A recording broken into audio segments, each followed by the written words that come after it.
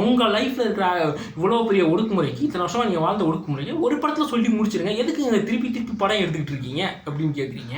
அதாவது இதை யார் கேட்குறாங்கன்னா, இன்றைக்கி இருக்கிற ஜென்ரேஷனில் பாதி பேருக்கு முகம் கூட தெரியாத ஒரு ஃபெயில்டு ஆக்டர்.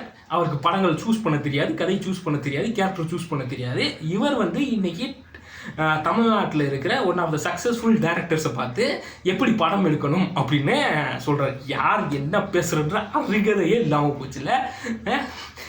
இதே கேள்விகளை உங்களுக்கு ஏன் ராஜமௌலி தொடர்ந்து ப்ரொபகேண்டா ஃபிலிம்ஸாக, அதுவும் ராஜாக்களை க்ளோரிஃபை பண்ணி மகதீரால் ஆரம்பிச்சு இப்போ RRR வரைக்கும் எடுத்துக்கிட்டு இருக்காரு.